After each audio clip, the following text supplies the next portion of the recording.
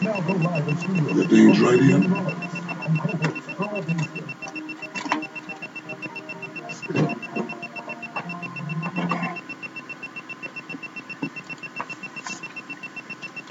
And good afternoon, and welcome to Inside Sports Talk Radio.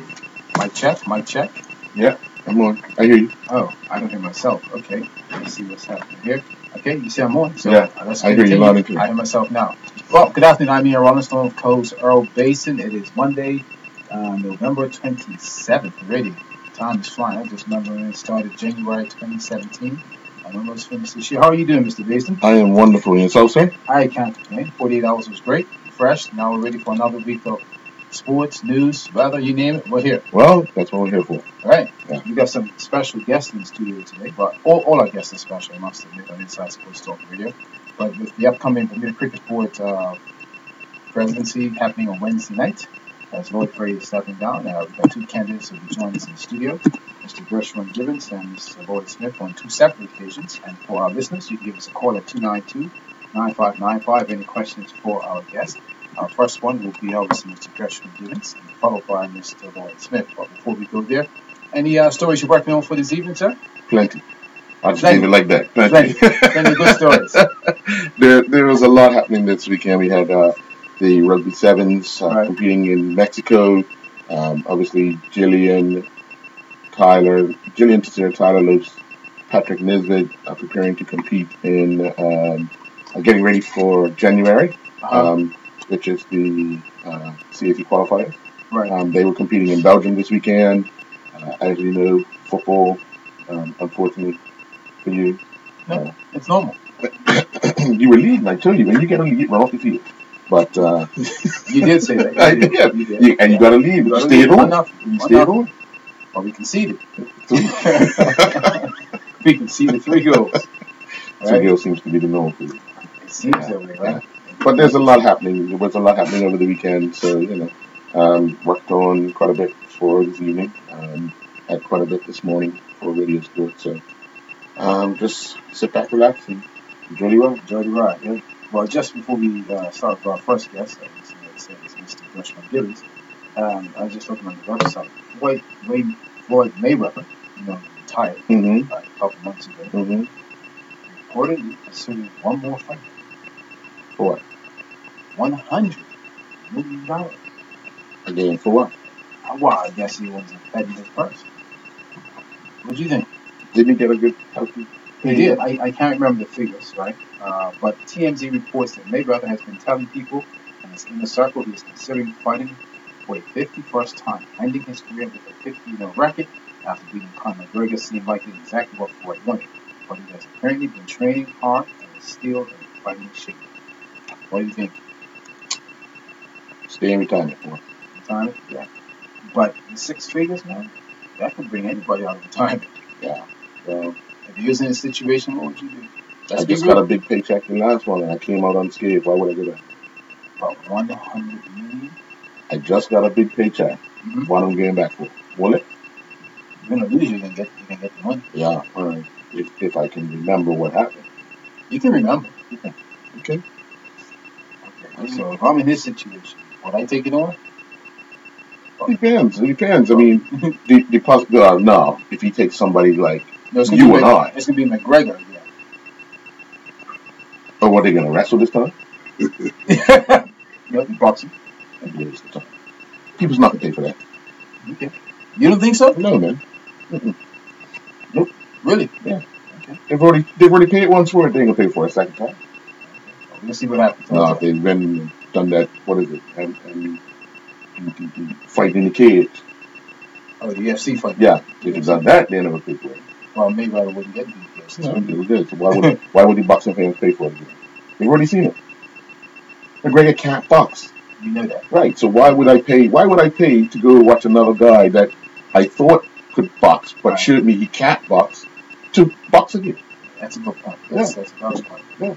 But there you go, people saying, I would take it on. The Irish can name the crowd, sure. And if it takes, I wouldn't be surprised then if Greg says it's going to be my hometown this time. You probably have to take it there. Yeah.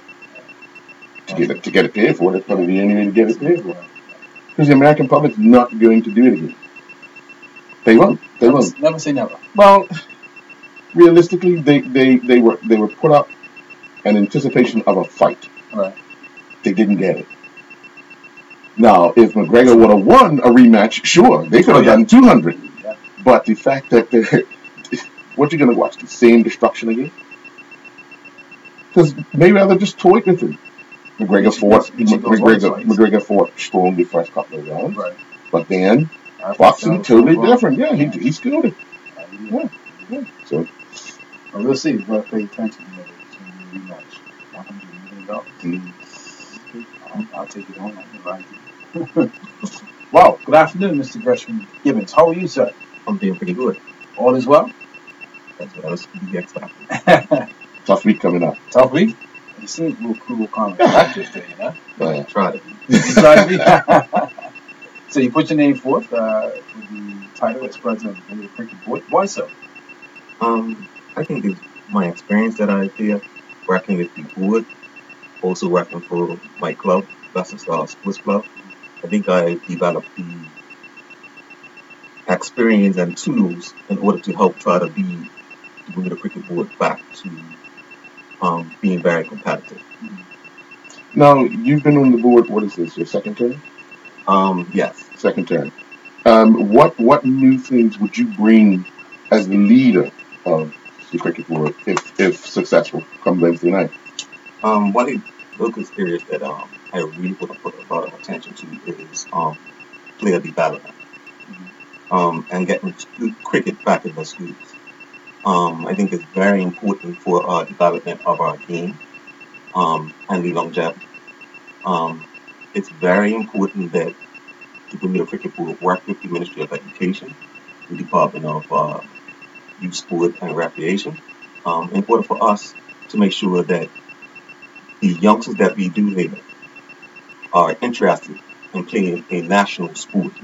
And as a national sport, we need to be treated as a national sport within the schools.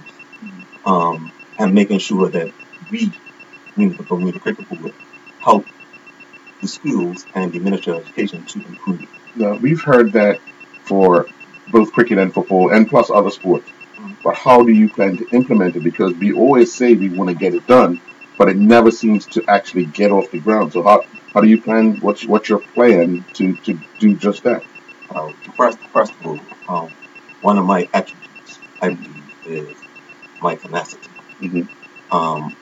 I'm a results-oriented person, and if I say that I'm going to do something, anybody that knows me, I'm going to try my hardest to do it.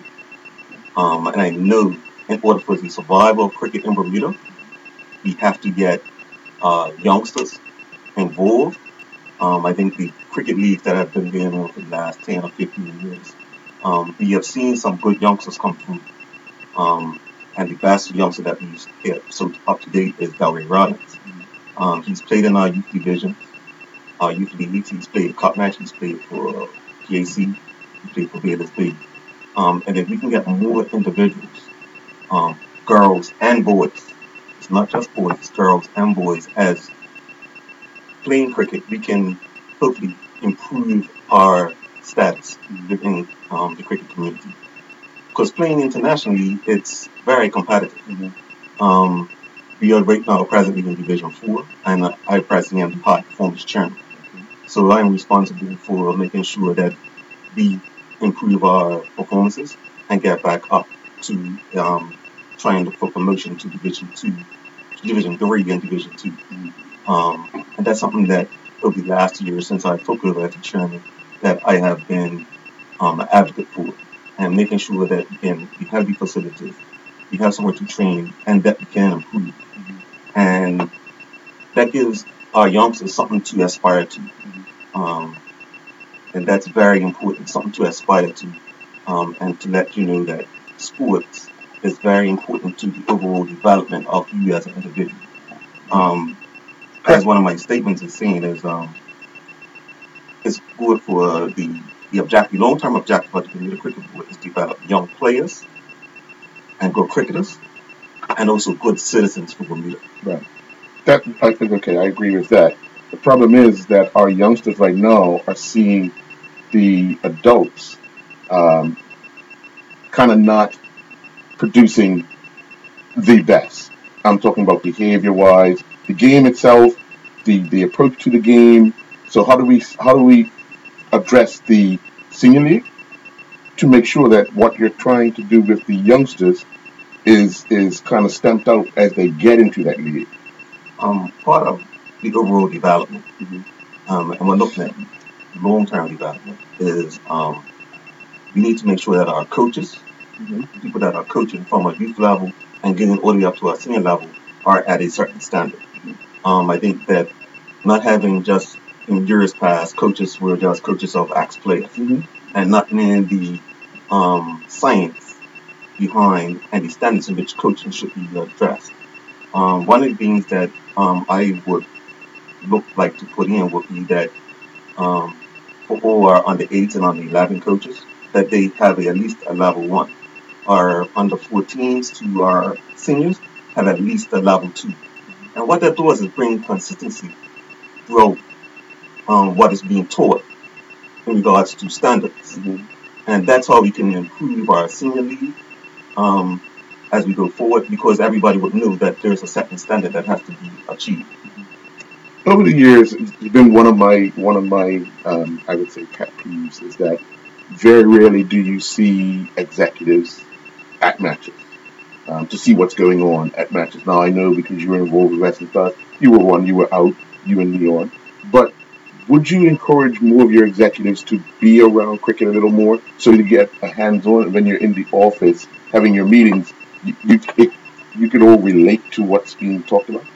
Um, the majority of the persons on the executive are um, persons that go and see cricket from Hmm. different clubs. Right, So um, because you don't see me doesn't mean I'm not there. right, right. And I think one of my most important roles, if I'm elected as president, is that I will be seen. Hmm. I will make sure that I am heard. Hmm. I will also make sure that I hear from the clubs, the players, and all stakeholders that in the cricket community, which is very important. Is it about time that we have, or let me ask you this question: amongst the people that sit at the table, is it about time you now have a player representative on the executive and not just club reps? That's a good question, and that would be something that I would definitely look and think about Mm. and look to put forward. But I, as being a part of the high performance, I'm dealing with the players, I'm dealing with the coaches, I'm dealing with everything around the national setup. So I guess from my experience, I am deeply involved and I'm Mm. hearing what is going on, getting the feedback. I see games on a Sunday, I see games on a Saturday. I listen to what's going on in the community, and I think I have some ideas that can help, hopefully, to bring back cricket to a substantial level. As the leader, and you like you said, you've been involved in the executive for 2 terms. What's been the biggest struggle for you outside of being high performance chairman? What's been the biggest struggle for you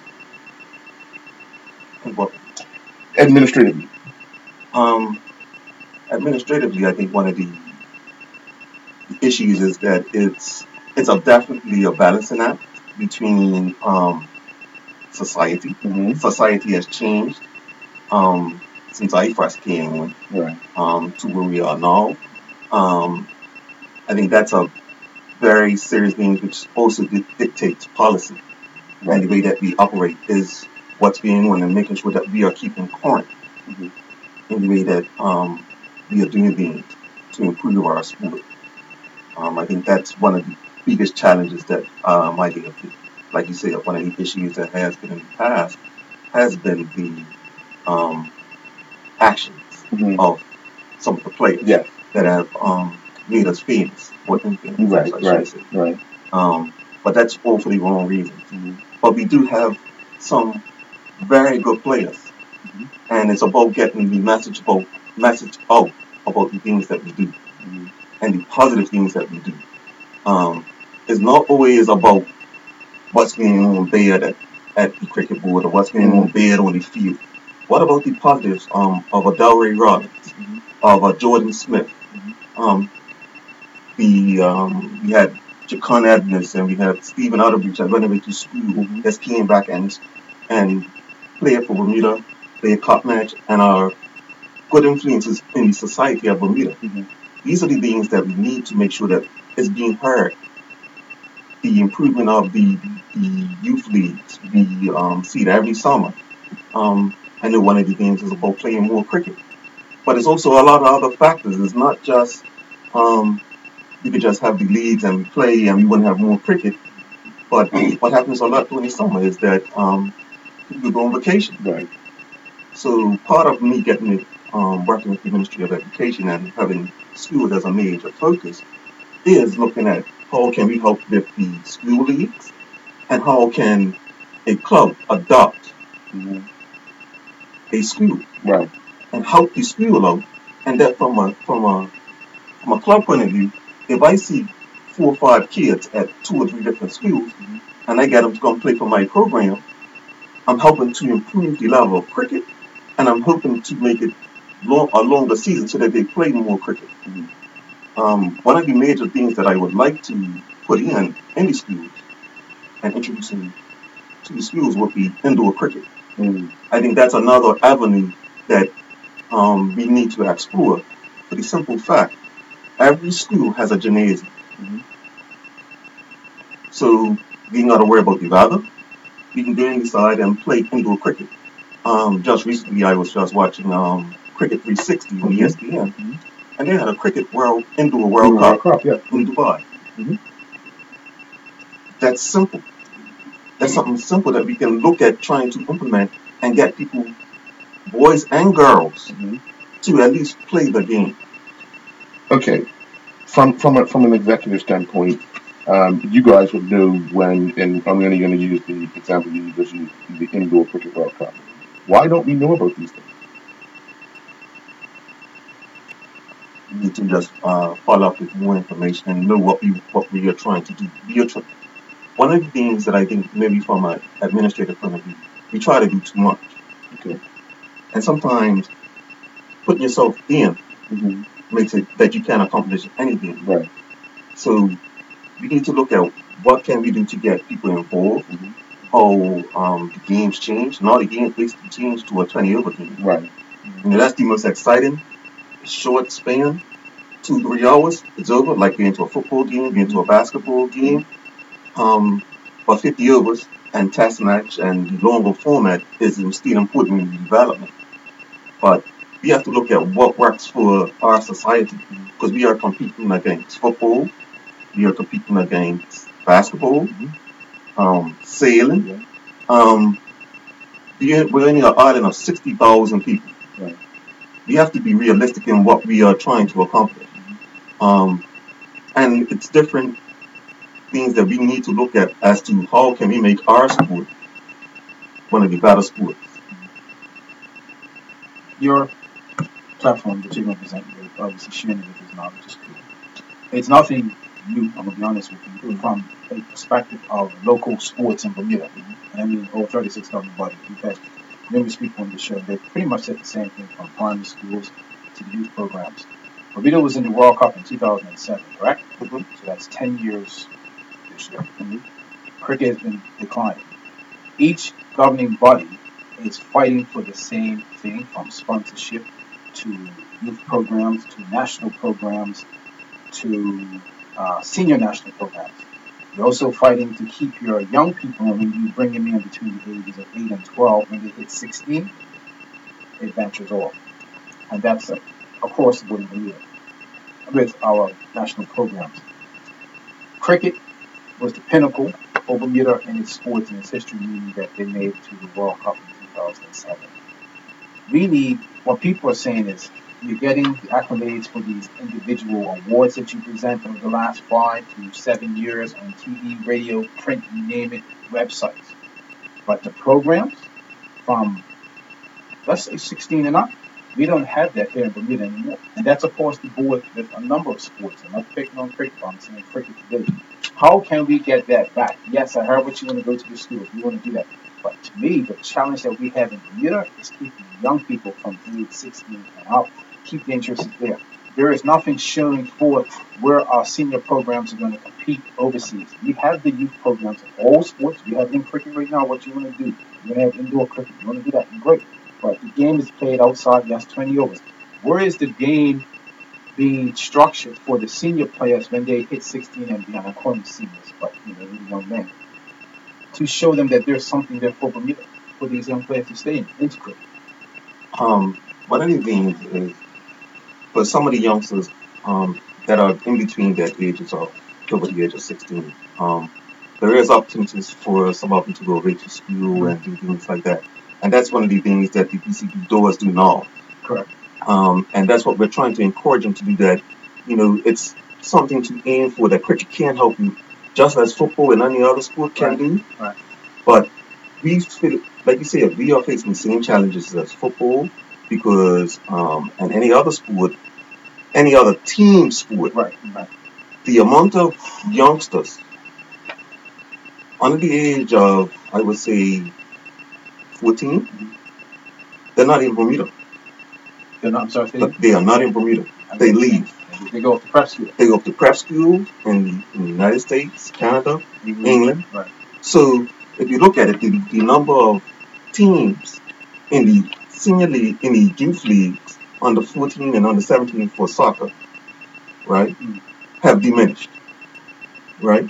And football has a much wider pool of players than cricket. Yeah, correct. So when you transfer that same age group into cricket, the numbers are going to go down twice as much. You know what I mean? So you're fighting the same battle as every other sport. That majority of the athletes, when Earl and I will come along, didn't go to prep school, but they're going to prep school now. Not just at 14, but at 11 and 10. Yes. So that's the challenge that our sports is fighting in Bermuda. Are we able to bring these young people back when they're 12, 13, and 14 to show them programs on the international side to compete against other countries? And that's one of the things, I think one of the things that we have to work on with the cricket board. One of my things is to be establishing of the under 15 national team, because that helps with the development of the international development of our players, playing either down in the West Indies or even any other tournaments that we can find from. That helps with the under 19 World Cup preparation. It also helps to move through to our senior our senior team preparation. Just look at it from the high performance side right now.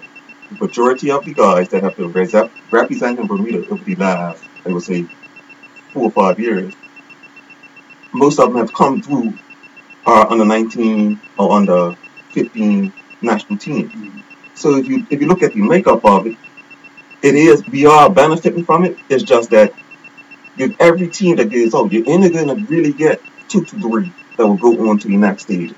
Wow. That's in sports in general, because when you look at a successful team, right? You have your hand players, right?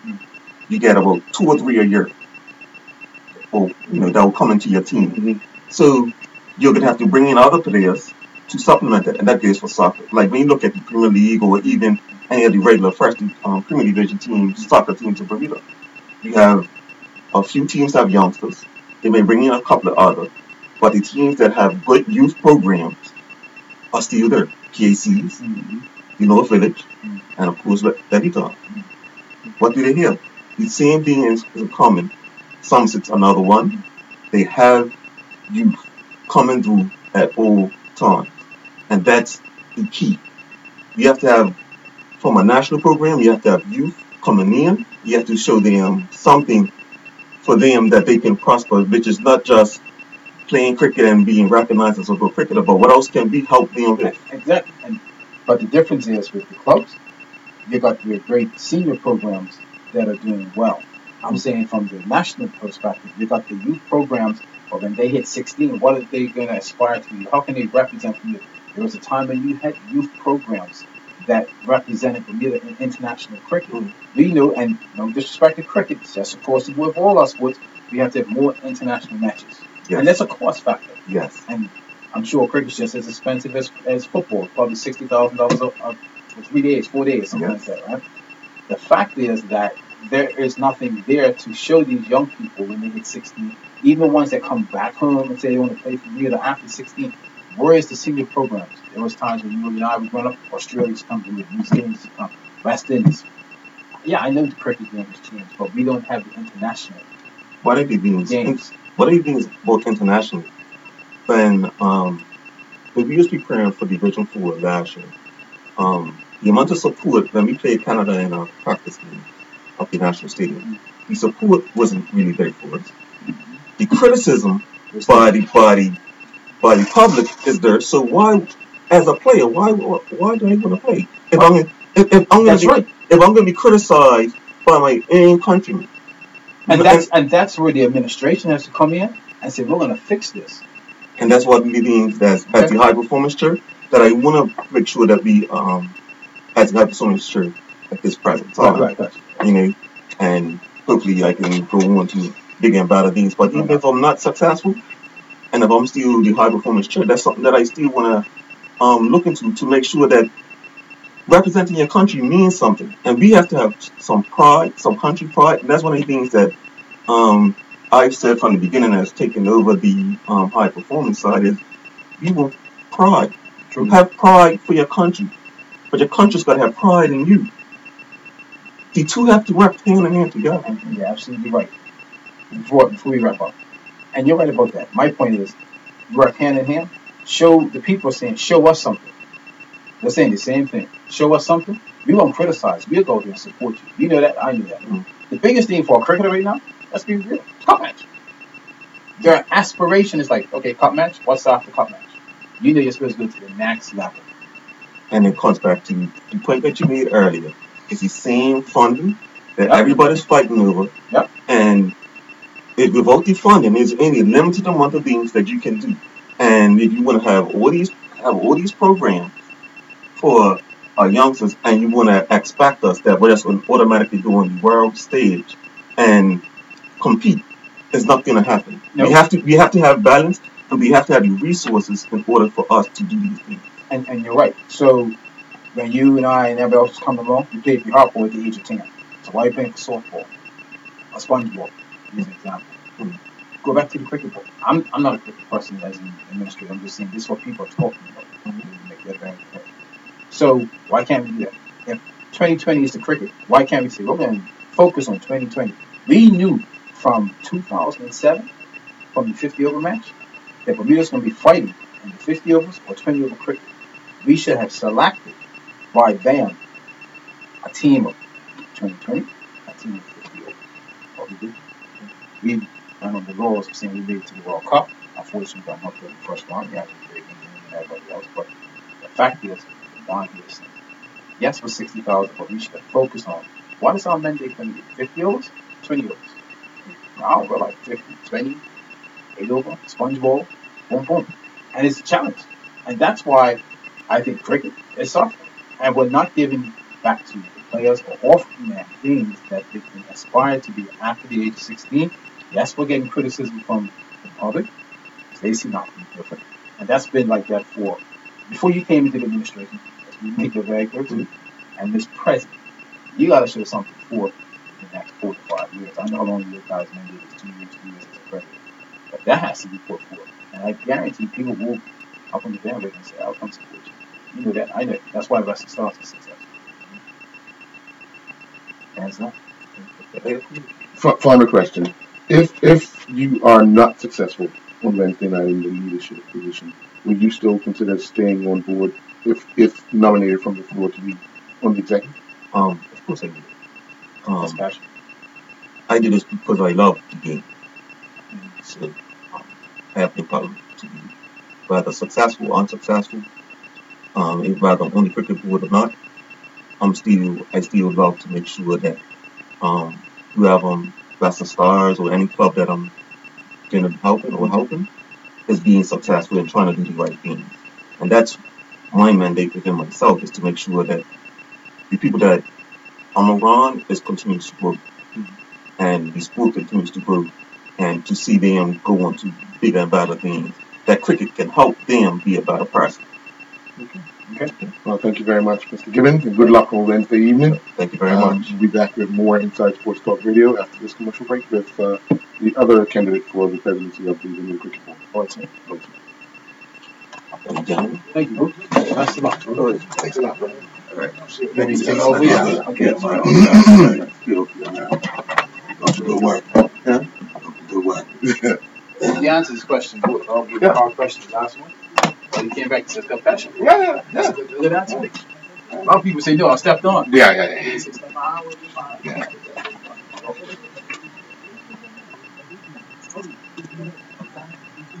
You do? Yeah.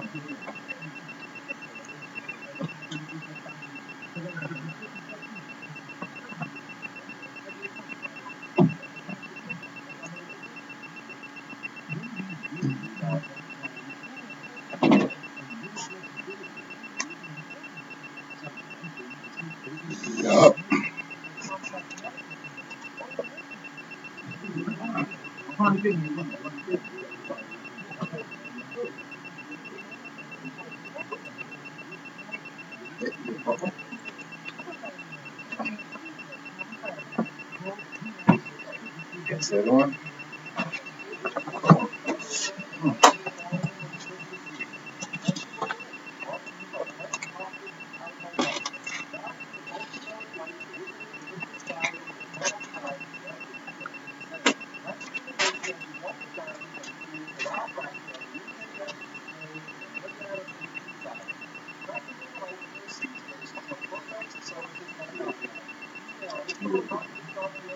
Yeah, they got the Diaries and the bird out there, so I couldn't bring last night.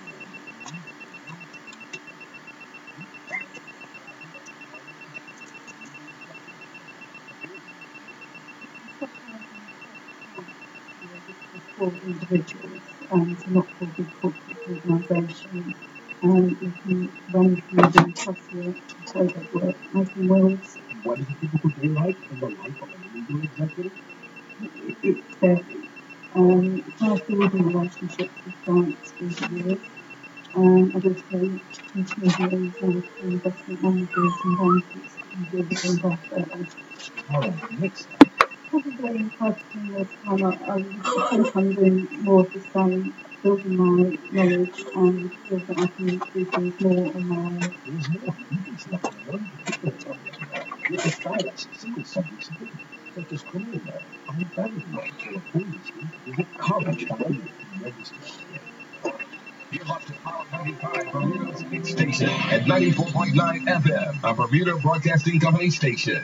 Now, back to Inside Sports Talk Radio. Inside Sports Talk Radio on Power 95 FM with host Ian Rollins and co-host. And welcome back to Inside Sports Talk Radio right here on Power 95. Again, on November 27, 2017, we're getting close to the end of the year, Ian. And now joining us is the other candidate who will be running on Wednesday evening at the Bermuda Cricket Board annual general meeting for the presidency, Mr. Lloyd Smith. Good afternoon, sir. Good afternoon, John. Good afternoon, sir. Lloyd, we have to start at the top. So you put your hand up for a second time. Yes. To be the leader of one of the two national sports governing bodies in the world, which is cricket.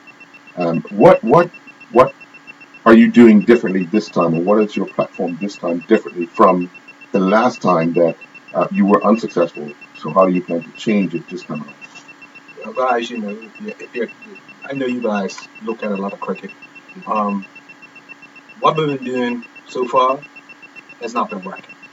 And, as people say, doing the same thing, looking for a different result, hasn't worked. So we have to go and look at cricket differently. We have to look at exactly what we can do to change the perception from the public as well. You know what I mean? So one of my biggest things, and one thing I've been letting all the clubs know, is that we need to make sure that the Bermuda Cricket Board is accountable to the stakeholders, accountable to the club as well as the public. So we need to basically get in, do a strategic business plan, projections for 3 to 5 years when it comes to schools, domestic program, international program, and basically let the public know. Because we need buy-in from the public as well as the clubs to let them know exactly what we're looking to do. So when things happen, when we know that we're going on tour or the domestic league has changed, everybody knows exactly where we're going and what we're trying to produce in the next 5 years. So that's the way I've been looking at running as president. And that's what I've been telling the clubs when I'm out. In your campaign, obviously you've been around to meet with the clubs. How receptive are they to that idea? Because you got to also change them who have been voting for the same thing over and over and over. So have they been open to change? Well, it seems like a lot of clubs actually are looking for change, and which I'm hoping that's a positive for me. Right. You know what I mean? But yeah, it's been enlightening to understand and at least hear back from a lot of clubs. A lot of clubs feel that they didn't have a pretty much a say at the board level. So listening to the clubs is one of the things that I told them that we'll definitely do. You know what I mean? Change from just having a semi-annual and annual meeting to really actually try to meet the clubs quarterly. And basically, not a meeting just to basically come and say this is the policies that we're putting in place, but a meeting to come and say, hey guys, what you guys feel, what you think that we should be doing. This is what we're projecting for the next 3 months to be doing, and how do you guys feel about it? So hopefully, we can get a change and get a different I would say understanding from the clubs, and also get them on board. So they're when we looking to do a change, it's they're on board running with us, and we know that lease is going to be implied at all the clubs. I asked Gershon the same question I'll ask you. Would you see fit to have a player represented at the executive level for the player's message to be also expressed at the board level? I hadn't considered that. That's interesting. Um, but which would be nice to have a player on the board. But I think if we wouldn't have to go that far if we meet with the clubs on a regular basis, because the clubs do present, they do always send a representative or executive, and most likely the captain to all the executive meetings. So right now, the players pretty much don't have a say because we don't have enough meetings. But I did figure if we're having more meetings and we're actually coming to the clubs asking for the feedback, that having a representative on the board probably wouldn't be necessary. But hopefully we can get this going. Mm. You know what? I'm intrigued by Lord. Let me say this, right? And maybe because it's the first time you ran and you learned from that episode, but he's coming in with like a wealth of confidence, which is great. And maybe from your first experience, because what you're delivering, I think is what people want to hear. And I give you kudos for that. You've done your homework. The fact is that people are saying they want something new, and it's no secret. I've said it to Gershwin. For the last 10 years, the last World Cup 2007, they've been downhill. And you're saying you want to bring something new to the table. But you outline what you want to bring, and I wish you well in that too for Wednesday night. If you are elected and you say you want to put this mandate in place in 3 to 5 years, can you see that happening? Because it's important, because the fact is that people, the public, I'm saying the people, are fed up saying there's nothing after the age of 16 for our supposed senior programs in cricket. Yes, but I'm saying, if you go back probably, I would say 7 years ago, when we had the under 13s going down to St. Kitts and playing cricket. We had the under 15s playing regularly internationally on a system that they played every other year. We had the under 19s going on to Cigarfield Service tournament on a yearly basis, and that was keeping our youngsters' interest in playing cricket. So if we backed away from that for the last 6 years, you can't expect our youngsters to be motivated to do anything if they're not got nowhere to aim for and say, okay, look, guys, I want to stay in this because I want to go down to Barbados. I want to go wherever the under 15 tournament's going to be. And you're absolutely right. A guy just texted me. He said, "What happened to Bermuda supposed to going to the West Indies to better ourselves in cricket?" And you answered. I didn't even ask, but you answered. Can we see that happening under your tutelage? Yes, definitely. That's everything is about finances. Let's be honest. Right. And it's hard for everybody. It's hard for all the associates right now. Is finding finances, getting as much money as they can from. Everybody's trying to get as much money as they can from youth and sports. Right. Everybody's trying to aim at the same sponsors. But like I said, after we get, if possibility, I'm gonna say this, after I get in, you know what I mean. I'm not saying that I could do it right away, but you gotta look at the funding that we already get and see how we could do things and do things slightly different than what we're doing before. I know everybody loves international competition, but my whole thing is let's deal with our domestic program first. Let's get that straight, and the international game will come.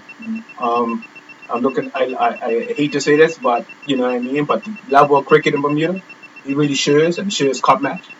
It shows at different other sporting events. You know, like Connie games and stuff. Yeah. You know what I mean. We are looking at 4 o'clock and saying, hope the game gets past 4 That's because true.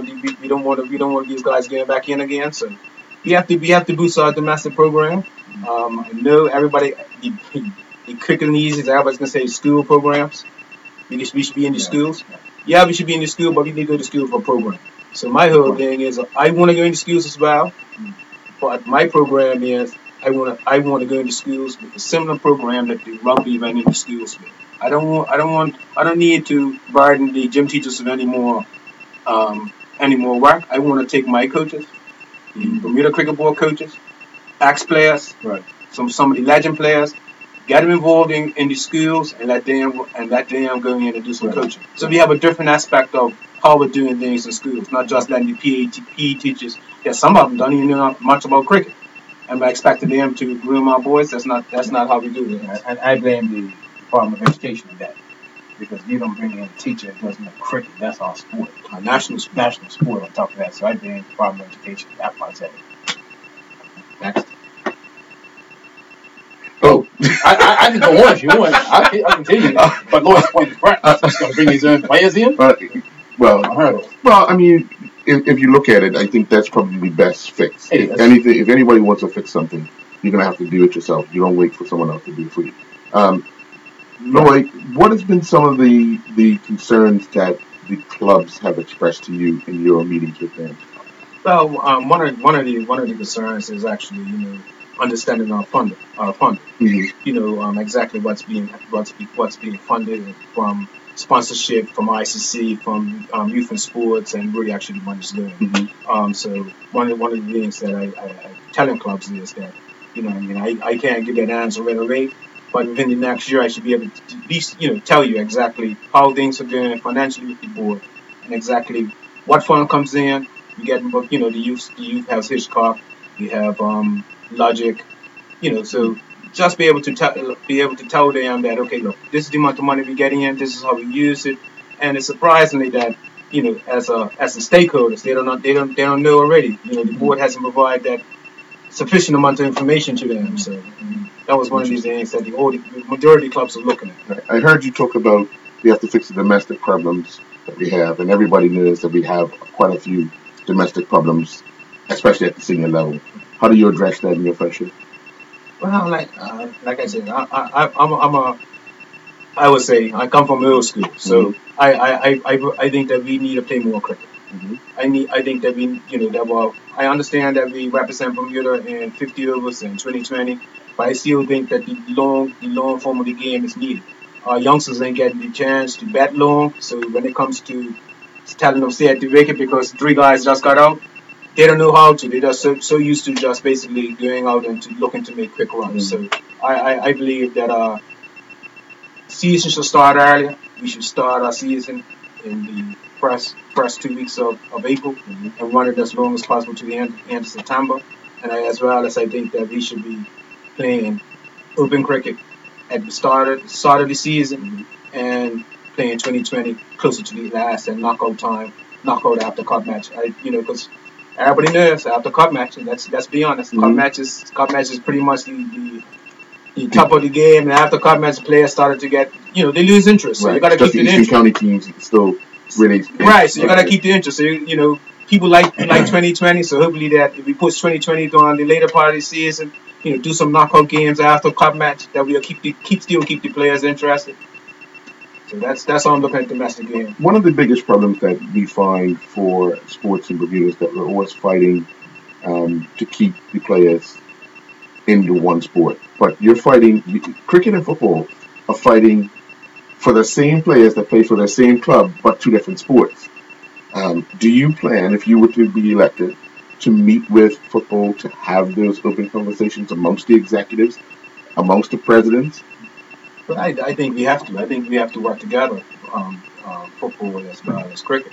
One of the things, like I said, I'm looking to start the league early in April, and to do that, I would really need the help of BFA because we use the same fields. So I'd have to get to them early. Hopefully I could persuade them to give us a low break on a couple fields. We don't need all our fields. We don't need all the fields, but just a couple fields that we can get get an early start to our season. So hopefully that the clubs will be online as well, where they can play a couple of the home games away during the end of the season. So yes, I definitely think we're gonna have to work together. I'm going to ask this question. I should have asked this question.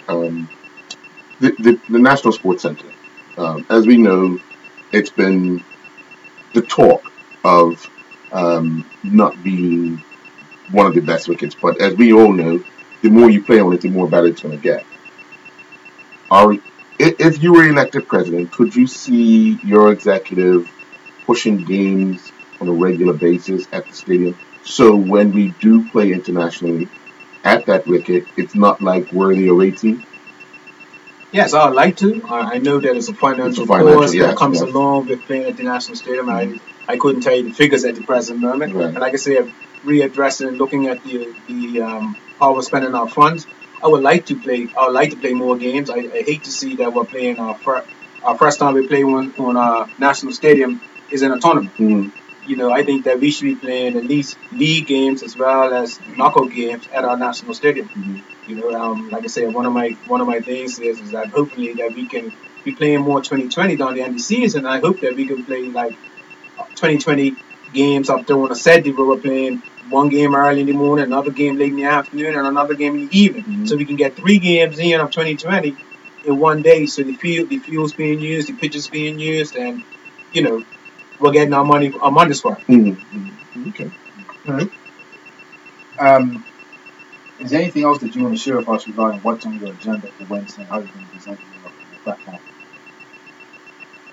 Like I said, I've been around to pretty much all the clubs, pub clubs that I haven't been able to get in touch with. But my most important thing is understanding that we need to do something different. We need basically some accountability with the stakeholders of cricket, which is the clubs and as well as the public. I just think that we in cricket need to understand that domestic cricket needs to be our first priority, not international cricket. And I think we fell back to international cricket being like our first priority as being the cricket board, not domestic. And I think that's what needs to change. We need to look at how we handle cricket differently. With our domestic game number one, international comes after we improve our domestic game. So that's one of my goals. Straightforward. Earl asked the question. I'm gonna let him ask because it's a good question. That was the final one you asked yesterday.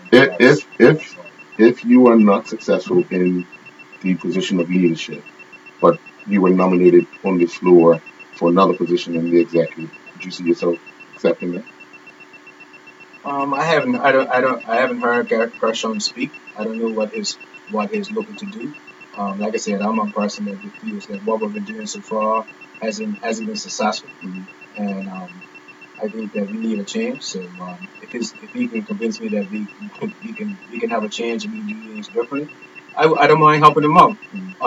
Like I said, I've been out off the board for the last 3 years since the last election when I ran against Lloyd. So I don't know exactly what's 100% what's going on, but I keep my ear to the air. I listen to see what's going on, and I'm still involved in umpiring and doing other stuff in cricket. So if I'm asked, you know what I mean, probably on a committee role, yeah, I will probably help out. I doubt it exactly because how the executive is staggered over 3 years, so any other positions, treasurer and club reps. So as a committee member, I probably would if I was asked. Okay. All right. Well, good luck come Wednesday night. Anything else you want to add before you go? No, that's pretty much Because basically, I mean, I do want to say this, and I want to say this publicly. We offered you both the opportunity to come on and speak to the general public. But in that meeting on Wednesday night, it's up to the clubs to decide who they want as their president and follow that person's direction. So I want to say to Gresham, thank you, and you too, Lauren, thank you very much. Good luck Wednesday night, and we look forward to the outcome. And hopefully the cricket board can move in a new direction. Yeah, thanks for having me. I appreciate the call to come up and let everybody know exactly what I'm looking to do. It's interesting. He's not shy. He's got a platform. I like it. I like it. He's about business. And he's honest. He said, we're going in a new direction. And he made a good point, which he answered the question before I even asked him. But basically, he's saying, we had our youth programs, under 13s, under 15, as you said, and under 19s going in the West Indies. 7 years ago. The one thing that everybody fails to remember, you realize we had the under 19s in the World Cup as well. That's right. How long ago was that? That was just before the national team played in the World Cup. So that was 2006 or 2005, because I remember that. So, if this where are those players now? Yeah, but where they now? But I'm saying, if it's correct like that, if he's elected, that's his mandate, that's his role, he'll get back there. And he's saying, we need to go back on. Fix him first. Fix him first. But give these young players an opportunity. Something to strive for. To strive for. That's why I was asking the question. What's going to be after age 16? Always saying this is going to be the rule. My vote doesn't count. I'm just saying what this is. I don't even have one. I didn't have one. Yeah, I didn't have one. I'm just saying, like, how he's delivering these messages. It's incredible. So try to should get you guys on the make a couple calls, a couple clubs. I think the door will be closed as we proceed towards it. So. But hit an arrow? Okay, thumbs up. Yeah. Well, we wish you all the best. I'll have a cup to the window. How's that? Cool. A listening cup. Yeah, we wish you all the best, Wednesday night. Yeah. And what time does it start, Wednesday? 7. Okay. Well, we'll be back with more Inside Sports Talk Radio in just a few minutes with 2 more guests. John Beard and Darren Lewis. Sports Talk Radio has been presented to you by International Global. Thank you, Bruce. Appreciate it. All the best. Enterprise Wellness Solutions. We'll return after the break. Here's a brand that harmonizes with the food awareness revolution taking place in our kitchen. Bob's Red Mill Natural Food. Bob's Red Mill is America's leading miller of whole grain foods and specializes in natural, certified, organic, and gluten-free products. Only whole grains have the potent nutritional value developed during growth, and Bob's Red Mill brings the value to us. This month we're featuring Bob's Red Mill organic whole wheat and sun-dried flour, golden and brown flax seeds, almond meal flour, and gluten-free 1-to-1 baking flour. There it is. Why go to place else? Calling all players. What time is it? It's game time. Fun and dependable sports betting on NFL, NBA, Major League Baseball, golf, horses, and English Premier League, and more. Weekly promotions, instant win games, be a lucky loser with our weekly draw. Become a game time player. Call into one of our 3 locations in Somerset, Town, or St. George's. For more details, visit gametime.em or call 296-322. Game time. You play, we pay. Game time is a socially responsible gaming establishment. More people today rely on mailboxes with Express to bring their internet costs into the region than any other business. Why? Because it's cheaper, quicker, and our staff are friendly. Large international couriers charge more than $80 for one-time packages. Gentlemen, how are you? Good to see you. You take a seat right there. How are you, sir? That's Roddy Gunn. Hey, Ronnie, how are you, man? That's Mr. Beard. Mr. Beard, okay? Mr. Beard said. Bring your Darren Lewis. And Mr. Lewis. Oh, come down a bit. Bring your chairs down. Sweet. Sorry. You put your headphones on. So you're on camera at the same time. Oh, and Moonlight Somerset by Somerset City Club. All game time outlets open Monday to Actually, this Friday works so well. 6, Saturdays 8:30 till 5, Oh, and it's Sundays just 10 till 5. close More it, details visit gametime.em or call 296-322. You took it down? Oh, It worked out well. They were going to say something. Now, Oh, shit. Inside Sports Talk Radio. Inside Sports Talk Radio on Power 95 FM with host Ian Rose and co-host Earl Mason. And welcome back to Inside Sports Talk Radio. Joining us now is Mr. John Beard, a well-known figure in the community of sports, and Mr. Darren Lewis, another well-known person in the sporting world, recognition for cricket, football, now administrative. You're the quiet one, Darren. You're the quiet one, but you get things done. Somebody has to do. Yes. Oh, gentlemen, first of all, welcome to Inside Sports Talk Radio. I just wanted to know the success that you guys are having at Saltus. There was no secret when young guys were coming along like Earl and I. We used to play Saltus, and Saltus used to give us a run for our money, but they didn't dominate. The fact is that Saltus, Work Academy, private schools are dominating our local sports here, and kudos to your programs. How have you guys done it? How have you guys put it all together? Okay, well, First of all, thank you for welcoming me, and I'll sit back and I'll let Darren. Yeah, good afternoon, all.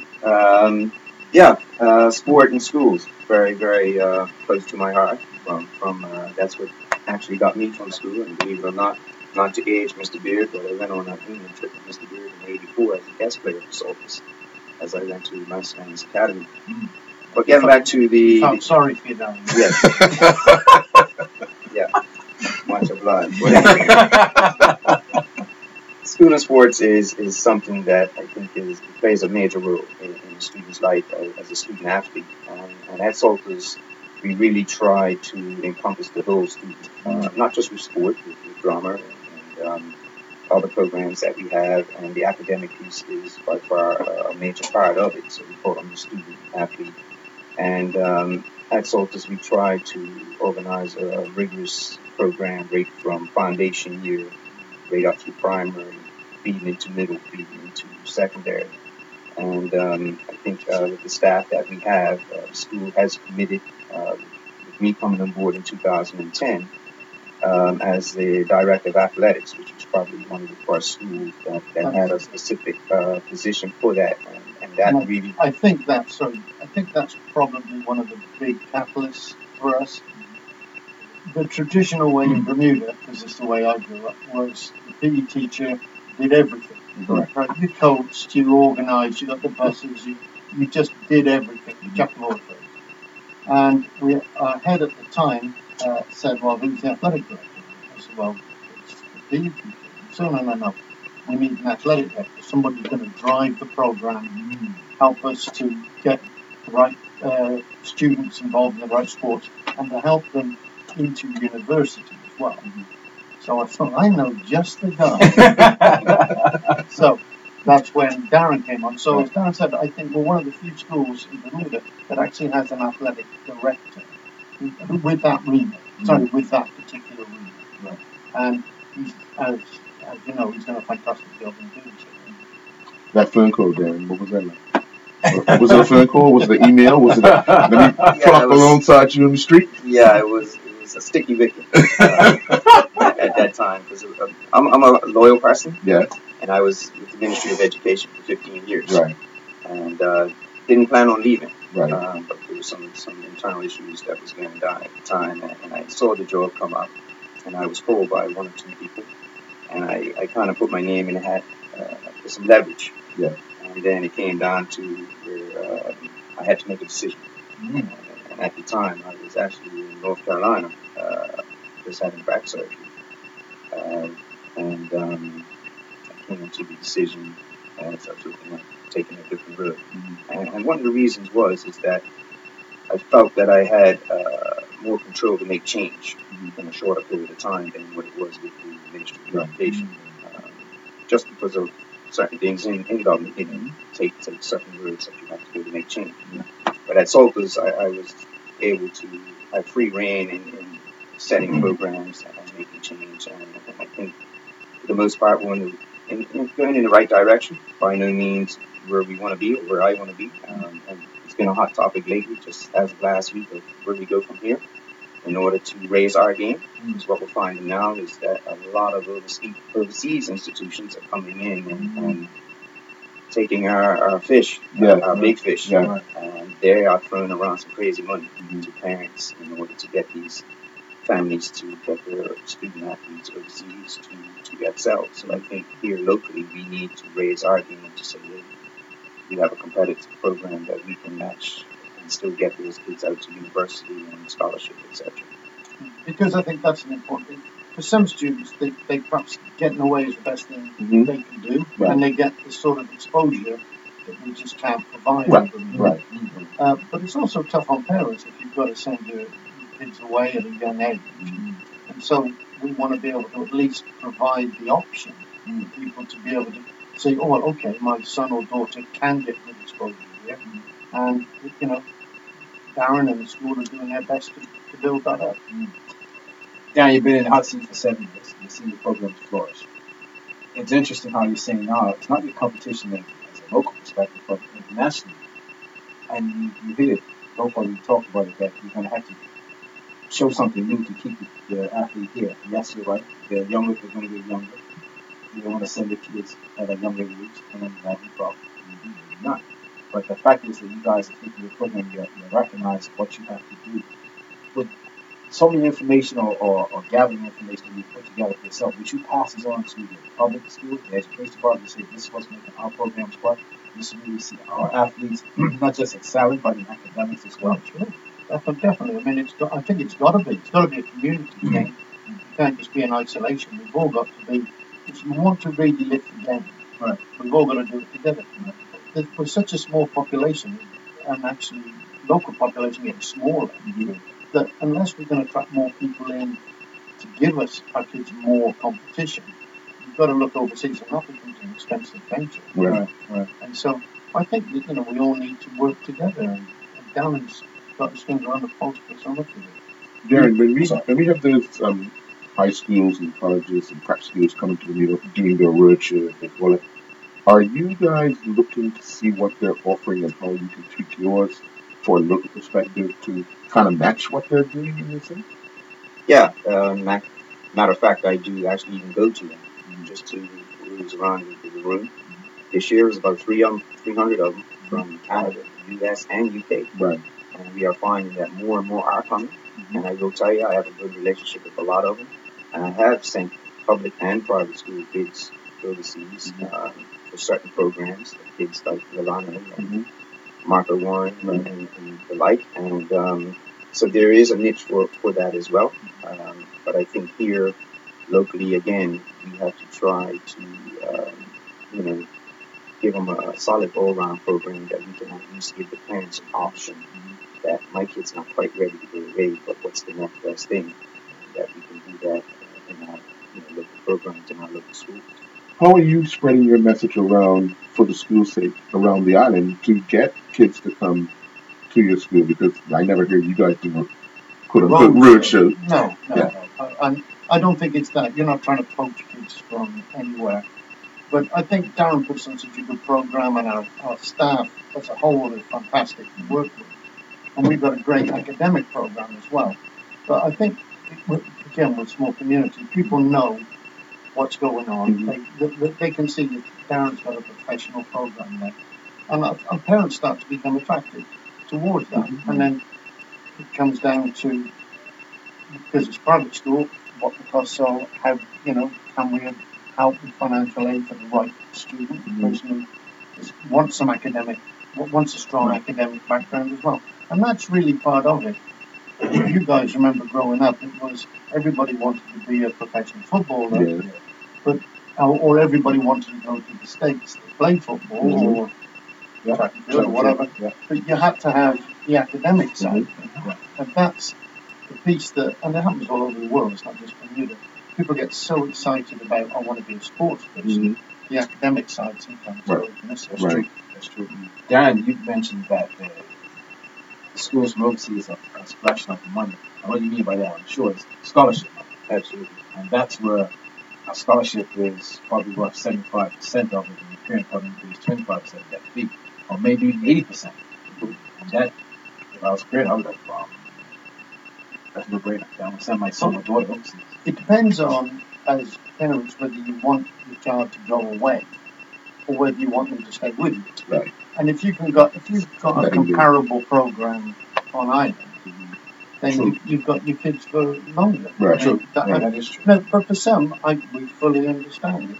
I want my child to get bored and experience, but you can't fight with that. No, my parents should be when I was 14. There's a good reason for that. I remember I'm not going to deny it. I'm not going to deny it. So, your challenge is there, but you guys are doing a fantastic job, and I don't know what you guys do, but keep up with your work. I mean, it's amazing what you have to do to get competing, not just at public schools, but international, and that's a challenge within itself. So you guys don't sleep. You guys are working around the clock. Well, if you think, probably before Darren is kudos here, we're a member of the Canadian Independent Schools, and we take part in their tournaments, in their soccer tournament, football tournament, and we're looking to be involved in more of the tournament because we can. But we tried to host the boys' football and the girls' football Yeah. at slightly different times of the year. Both occasions. Hurricane Saltus. Hurricanes came through. Darius was 24/7 for about 3 months to get the whole thing going. Hurricane just blew it down away. Wow. Yeah, that was in 2014, Mhm. 2016. Yeah. But that's again part of the exposure that I think is needed. Trying to bring teams in, also trying to take teams overseas. So in that same organization, our senior boys and senior girls travel every October to play in that tournament. And now we're looking to go down to the younger grades, the U13s. We're looking to apply next year to go in and be in that tournament as well. Also looking at the rugby side. And there's also opportunities that I've organized with schools overseas that we take kids and play as guest players in some showcases. And also I've extended that to the public schools. Matter of fact, we have 2 kids, one from Cedar Bridge and one from Impact Academy, going this weekend to go to an IB camp in Georgia to play in front of university coaches. So I'm always, as a Bermudian athlete, been through it myself, always looking for talent on the island. I don't care what school they go. I don't care what color they are. But if they have a talent, that education could get them as a vehicle to get a scholarship, and I try to help where I can. Since you started in the position you're in, Darren, how much convincing at the top level has gone on to get you to where you are today? Because obviously you have to persuade the hierarchy of Salters to believe and trust in what you want to do for the lower end to get to, you know what I mean, rise up. So what's that challenge been like, or understanding been like? Well, basically, it's been a no-brainer from the start because Ted Staunton, who I was his first hiring, was big in sport. Okay. And came from a big school in Canada that was big in sport, was St. Andrews. Okay. So from that, St. Andrews College. yes, Yeah, I played against them. yes. So that was easy. Pickering. That was easy. So from there, I've always had the support of senior management team at Salters, and that's a major part because if you're not got it from the top, you're swimming upstream. Right. And so I've had nothing but support from Salters right from the beginning. One of the first things I asked him, "What is our first challenge?" And he says, "It's the look of our professional staff." So we went to stand up. We got everybody in uniform. So now it is imperative that when you see a Salters physical education teacher run anywhere on the island, they're kitted out, and we're a team.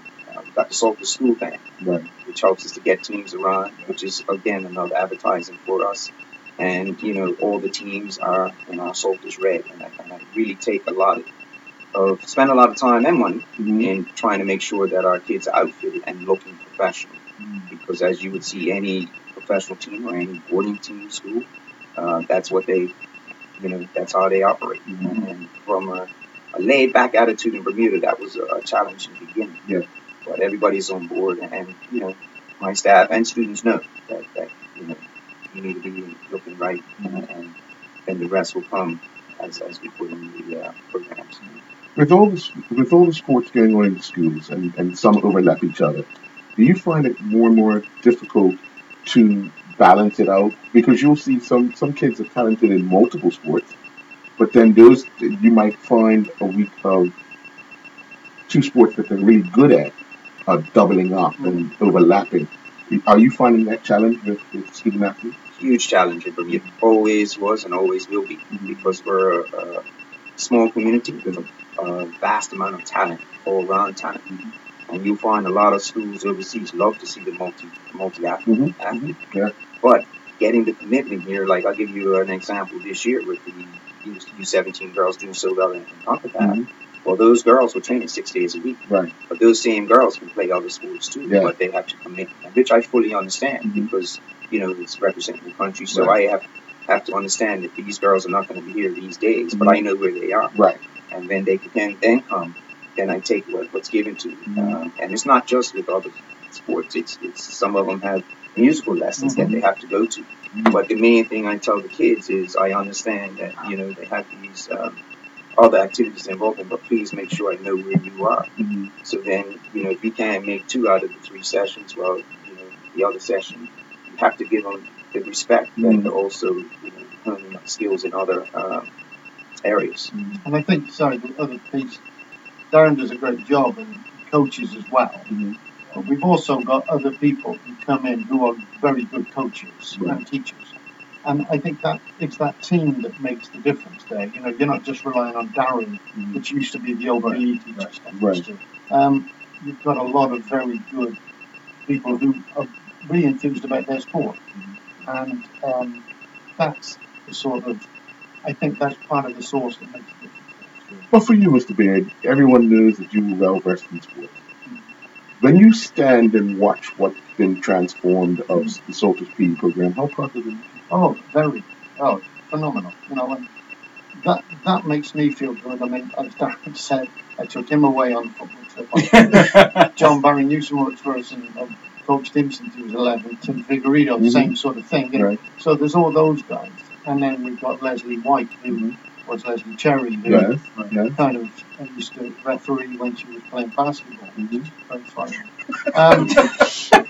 But It hasn't changed, right? No, I look at all of that and you think, fantastic. Yeah, it really is a great job. And Darren's got other plans of where he wants us to go and to take things forward, and I'm right behind it because I think that it makes a difference to the students. But it's for me, it's that team that's behind it. I mean, Tim Trott, who is kind of Mr. Basketball, Right. He's been coaching our team for like 25 years. Wow. You know, and he just does such a fantastic job. Comes in, does it every year. Everybody knows him, and he just gets on with it. Right. And it's people like that are so important in schools. And now we have Richard Todd at the primary level. That's right. Very strong. Mary Hopkins, who triathletes, cycling. So we have a good team. But it's my job now to try to guide and continue to reach for the next level. We've got two good ones in. We've got Joe Murray and Lorna Wright, who are very experienced at the exam side of PE, sports, GCSE PE. Cool. And we're pushing the sports science side, particularly with those two ladies. They're perfect at what they do. I remember let's cut you off, and he used to bring the Salters boys down to Whitney, or Whitney used to look for Salters. All he did was just shake his head. I can't do this. I can't do this. What's the score, Mr. Ben? Talk to that. Well, Darren mentioned, about kids and schools not caring where school sees talent. You have something big coming up in the next few years as well, because you'll be the HOD kind of delegation for the DOA. How are things going with that? Because you've got to manage all of that too. For CAC games. CAC games. Well, I had a meeting just the other day about it, and it's interesting because obviously with NatWest Island Games as well, we've been used to taking like 120 people away, and so when somebody says, "Oh, it's going to be like 100 athletes going," I'm not being flippant. Right. Just, they all bring their own challenge. Right. And I've been doing it for a few years, so I'm used. I know going into a Spanish-speaking situation is going to be different, and I know going into Central and South America is different again. Yeah. But you just got to roll with the punches a bit and be flexible with what's happening. And, I'm looking forward to it. Everybody looks something else on the.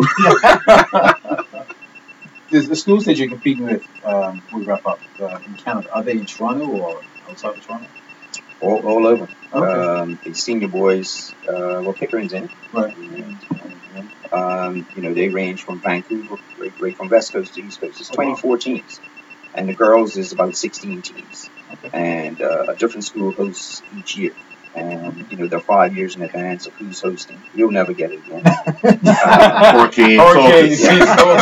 They told me to put my hand up for rugby, which is in April, as a host. So we'll see what folks expect a hurricane in April.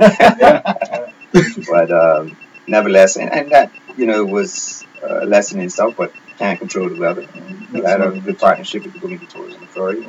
And Earl knows. Earl was a big part of those tournaments, of what happened. But at least we were ready for them. Right. But, moving forward, it is a great opportunity for the kids to go and participate. Also, it's not just about the sport, it's about the social aspect, the education side of traveling as a team and building that bond.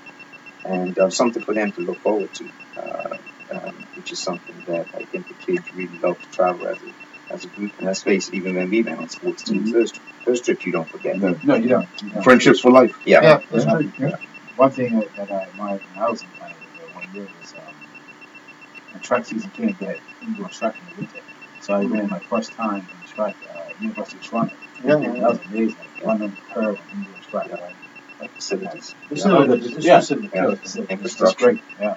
It's awesome. And we used to compete against St. Andrews College, Yeah, you would. Ridley, Upper Canada. Canada, Upper Canada College. yeah. Yeah. Schools like that. So it was interesting.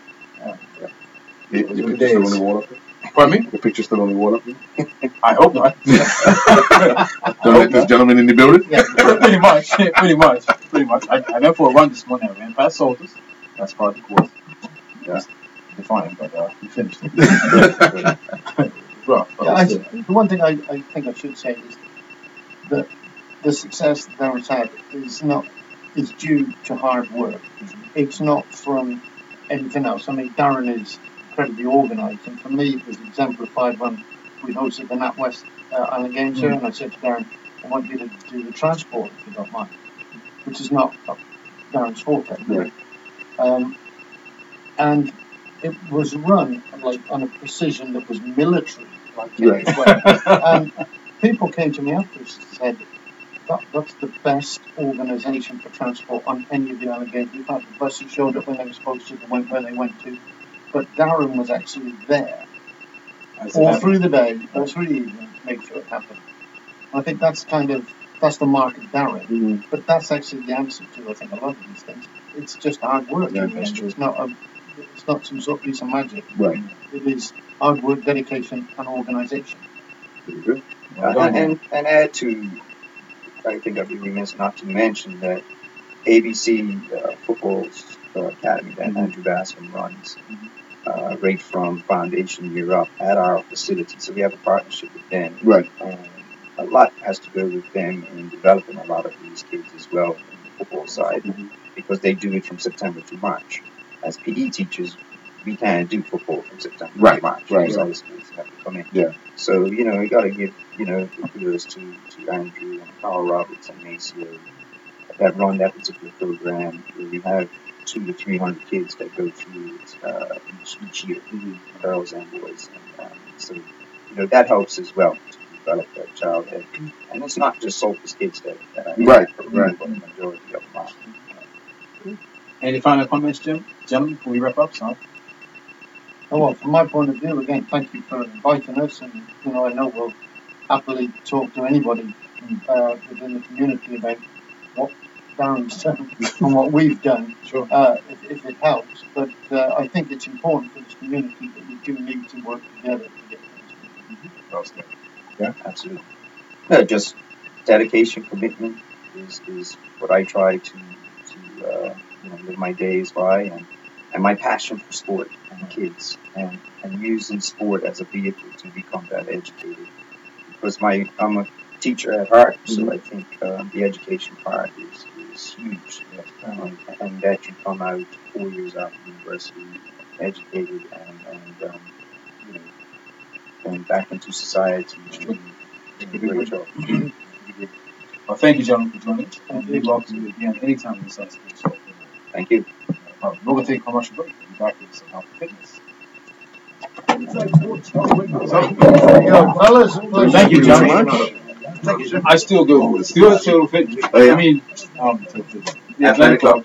But I was at the Beach Gym this morning. They have a soccer course. Was that Kyle? Is that Kyle James? On Co-op. Co-op. The old Co-op. Yes. Well, he went bigger. Who's that? Kyle James. You went bigger? Yeah. He was there this morning. He didn't even bigger. Yeah, after Solomon. He went on Rotary Exchange and then he went bigger. Well, it's a pleasure. Yes, indeed. Good. Thank you, man. Take care, man. Thanks, my friend. He went bigger. The college. I mean, the old boys' school. Oh, yeah? Those are the days, brother. Yeah. Old boys' school?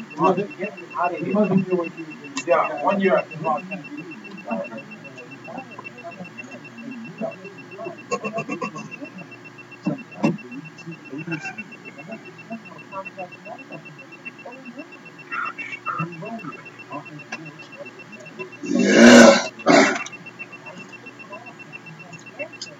To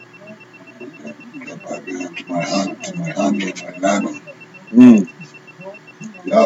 just like from Thursday, like just unheard of. I mean, Right. just Yeah, so it's something going wrong. yeah. Right now, a few people that had it Jesus.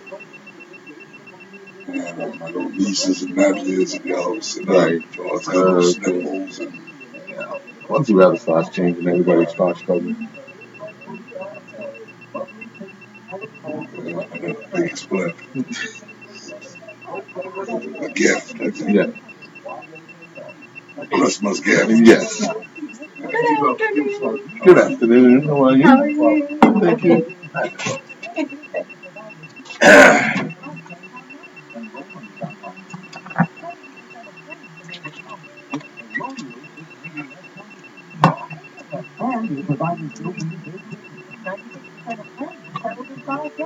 You're thinking about me, Earl? Yeah. The invitation? Yeah. I haven't forgotten. Which invitation, sis? The one going to the I remember. Okay, that's all good. Yeah, I forget. I started swimming and I for a run past you. And welcome back to Inside Sports Talk Radio. Now it's our health and wellness portion of our show. And Marie Beach is in the building. How are you? I'm wonderful. How are you? I'm well. Had a good week I did. and weekend?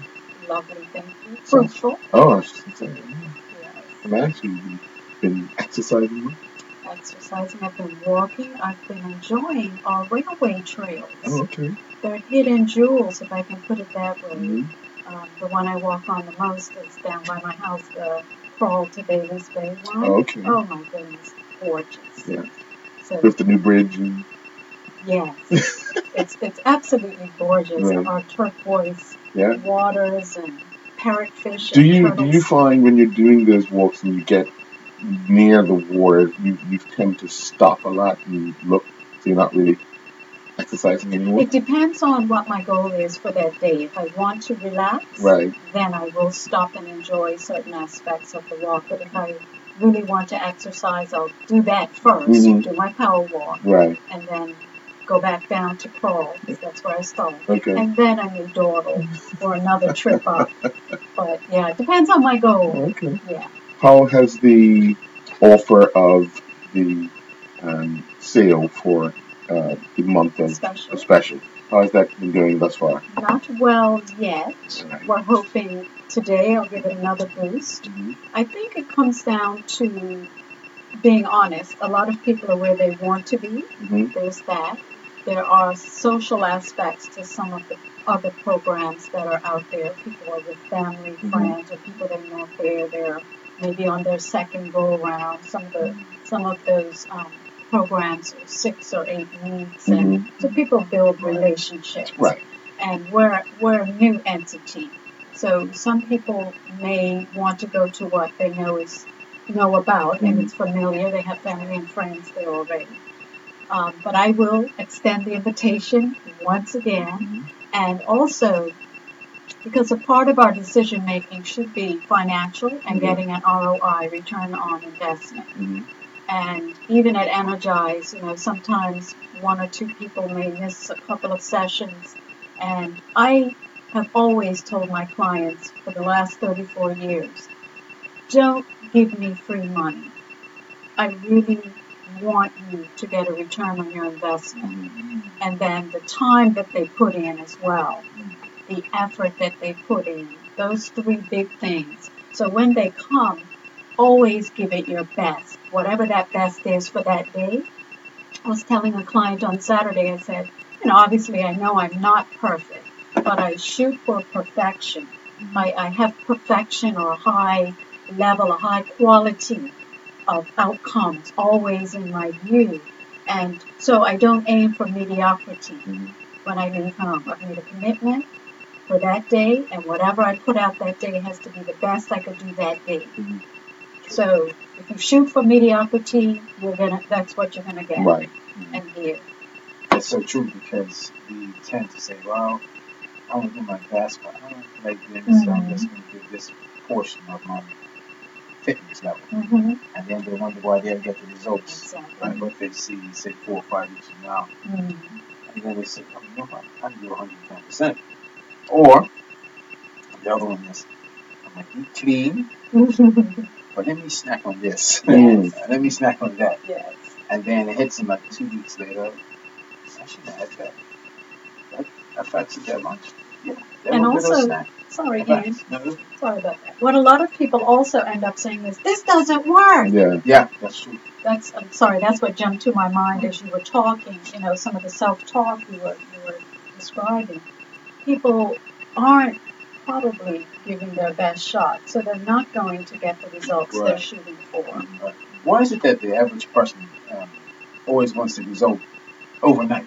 That's human nature. Mm-hmm. It's human nature. It's the same thing come January. Everybody goes on a diet. Everybody signs up for a gym. Right. And then by the end of January, 98% of those people are stuck. They say the first quarter, like Yeah. by March. By middle of March, Yeah. usually.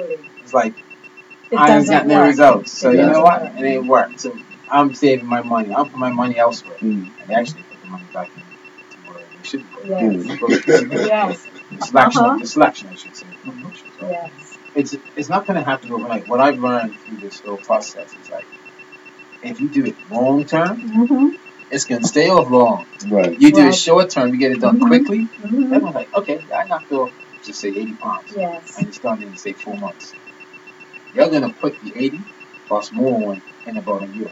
So remember when I first came on for Energize, year before last, and I talked a lot about weight cycling. So people may think of it as yo-yo dieting or Right. But weight cycling is, okay, I'm this weight now, so I'm going to go on a diet. A diet has strict rules. Mm-hmm. So automatically you're tense, you're stressed, I can't have this, I'm craving for that. And then you can maybe diet, which is some deprivation, Right. for maybe 3 months. That's a nice long stretch. Mm-hmm. 12 Because weeks, yeah. now you've started to lose some weight. Mm-hmm. Remember, Energize doesn't focus on your weight, but most diets do. So you've lost 10, 15, 25 pounds. But then after your 3 months, you feel like, a lot of people will feel like, I've been punished long enough. Mm-hmm. And I'm going to start eating blah, blah, because I lost the weight. Right.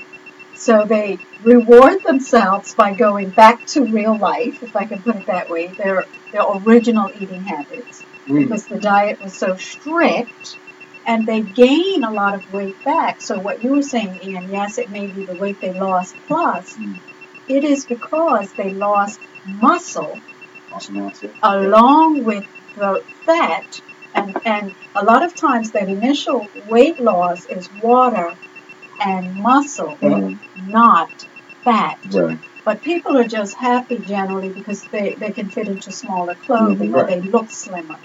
But then, so they've cycled up now, their weight, so they were down. Now they go back up in weight and they feel bad. And then they say, I'm going to go on another diet. Mm-hmm. And that's what that weight cycling is. They'll lose the weight again.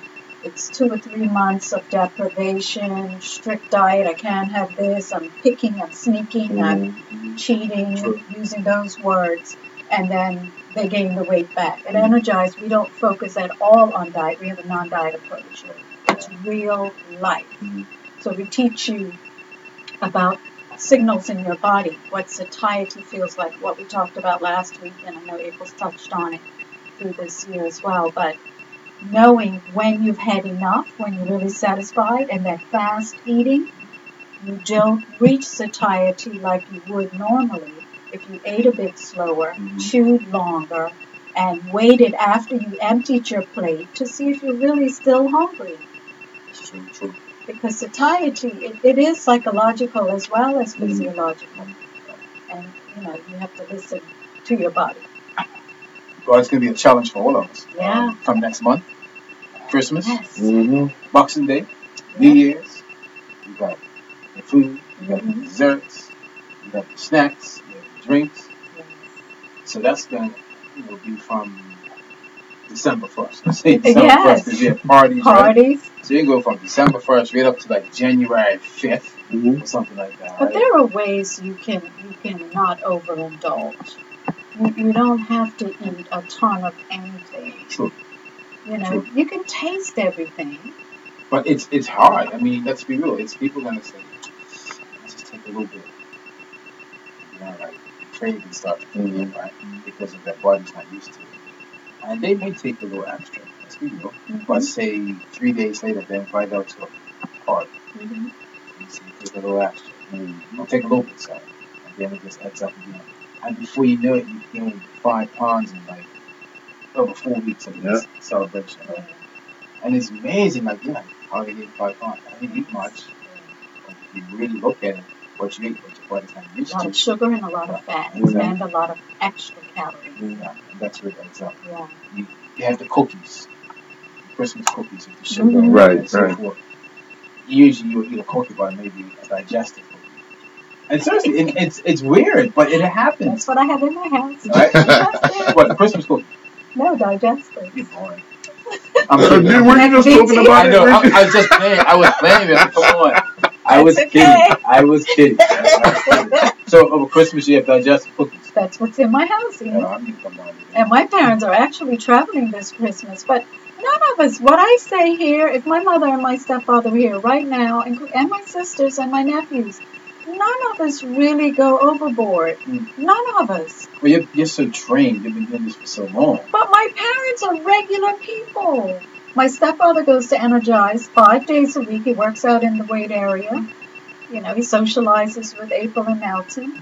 But it's a big part of his life. If he misses the workout, he feels it. And both of them are, and they're both 75. They look excellent for their age. They look excellent at any age, but 75, you kind of expect some disability to start to creep in. Right. They are as spry as they can be. Right. And it is lifestyle. Right. No one's Good perfect. eating. Yeah, And they like a little piece of cake here and there, but they don't overindulge. I remember that. From 74. I don't see why Just you a few can't years make away, it. Mr. Rollins. Just a Excuse few me? years. Just a few years away. 30 years away, right? That's Ian? right, 30 years Don't away. you believe That's that? right. You're right. 30 It's years a away. baby. It's a Thank baby. you very much. I was born 1978. It's I'm a baby. But overall, anything else you want to add before we wrap up? Yes, just to reiterate that Energized Wellness has for the remainder of November and all of December a special for the My Best Me Wellness Program, $275. Well, November's all but gone now, but prorated for the remainder of November and all of December, $275. You can buy it as a gift certificate for someone who you know wants to change their lifestyle or improve their lifestyle. $275, you get 4 small group training sessions, so 1 per week.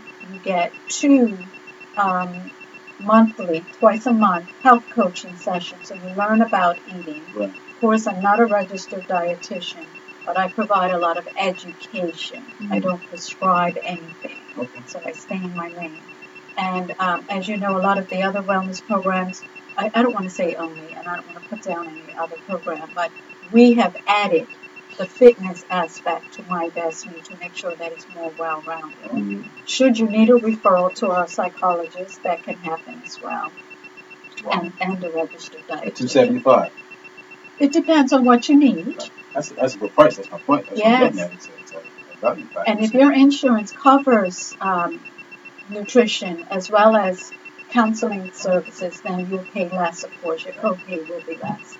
So that may be a part of your scenario as well. So call us today, and if it isn't for you, get a gift certificate for your loved one, your friend.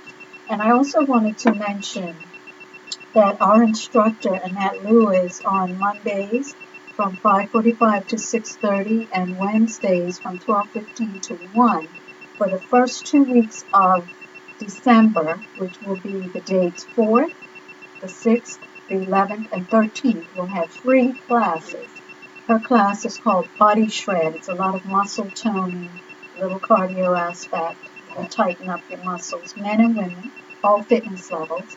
And April is offering free classes during the first week of December. Her class is called Soca Fit, and her class is offered on Tuesday, December the 5th from 5:30 to 6:15, and Friday, December the 8th from 1 to 1:45 p.m. Free that first week of December. So come on down. Nice and testing. Yes, indeed. Wow. Okay. Energized Wellness Solutions again is located on Parliament. Parleville Road, 55 Park Place. So it's just before you get to Front Street. You Right. pass Mailboxes Unlimited, International Imports, Right. Exports. They're on your right, you're on your left. We are on the left, right where the park ends and those bikes park up in there. Yeah. That next building, first door, wooden doors. Check us out. All right. Yeah. And Earl and I say we stop by one day. I live for that. Okay. Earl's coming. I know Earl's coming. I'm coming. I made a promise. Thanks, sir. I made a So promise. you have faith in me? I know where your loyalties lie, and I'm It's not about loyalty. I'm not smacking you. I'm not smacking you. Yeah, she's saying she's not smacking you. With commercial folks. Yeah. You're welcome anytime. Thank you very much. Thank you. We're going to take commercial break. We'll be back after this. Come on in. And you too, Buddy God. Come check us out. It's for everybody, any size, any age. Well, adults. We're all big people. Yes. All of us. Send Kyle around the right. Muscles. That's right, Buddy God. Thank you, my friend. Thank you. Have a good So you afternoon. may not see me before the new year, I hope so. but you will see me. Maybe I'm not sure what we're going to do with our contract either. She said she would take a break. So that's all right. Yeah, it is. It has been a little tough for both of us. Right. We So love it though. I know. I understand. But I told her I'll invite you guys on anytime. Oh, we would love to So we'll come. do that. Thank We'll work you. it out. Thanks, guys. We'll make it happen for All you, right. right? Thank Okay. you. Not a problem. Give me a hug before you go. Oh, sure. Thank you. This the smack. Okay. Come on, Earl. Oh, sorry. No worries. No worries. Thank you. Good seeing you, see? You too. Have a Thanks. good Christmas if we don't see you, right? Thanks. Hope You to see you. too. Yes, I do too. Buddy God. Take care of yourself. You too, darling. Take care, okay? All right. You too. Thanks. Don't need anything I wouldn't eat. As she parks out the door. Right. What's in the car? An old microwave and an old ab worker. Tell me Going to anything. the dump. Okay. See you later. All right. Cool. For more details, visit GameTime.pm or call 296-322 Game Time. We play, we pay. Game Time is a socially responsible gaming establishment. Now, back to Inside Sports Talk Radio. Inside Sports Talk Radio on Power 95 FM with host Ian Rose. I just want to thank our guests that joined us here on Inside Sports Radio, Talk Radio that is, Mr. Gershwin Gibbons and Mr. Lloyd Smith, both gentlemen vying for the presidency of the New Cricket Board on Wednesday night. The event gets underway at 7 p.m. We wish them both best of luck going forward, and maybe the best and one, but we wish them all the best in that end. At the end of the night, we will be the new president for the next 3 years of the New Cricket Board. Also, I'd like to thank Salted representatives, Mr. John Beard. He's making me laugh as a young man, and still makes me laugh now. And of course, Mr. Bernard Lewis, two fine gentlemen, distinguished gentlemen who have passion for sports and academics, and have passion for Bermuda's youth. And they've been very well at Salters, and they have their challenges, and they're looking to take on those challenges and expand and make it even better for the local athlete, academic student. And that's very, very important. Of course, we want to thank April Charles this year and Jack Farmers. Not April, I'm sorry. Lee Beach. And Jack Farmers Solutions. Any final comments, sir? No, just looking forward to a wonderful week. The Gosling's Invitational got underway today. 4 days of golf today, tomorrow, Wednesday, and Thursday. Squash tournament gets underway this evening. Quite a bit of sports as we get into the new year. And just be prepared for indoor track meets get underway for our college students next week. So a lot to talk about and view about over the next few days, weeks, months, and the year. Just real quickly, as you know, the Ashes is still underway. Yeah. And England are Ashes. they got ashed. They got ashed. They got slaughtered by 10 wickets. 10 wickets. To Australia in the first test. So I think the one is next week. That's Saturday. Oh, Saturday. It's not Saturday. That was it. The talk of the Ashes right now is not about the game on the field. It's about the headbutt in the ball. By Ricky People. Yeah, that's right. So that's interesting. And it's interesting because it took place in a bar after the first day's play. bar the first day to play. Cricketers love to drink, just like Bermudians. I don't drink, sir. I don't drink.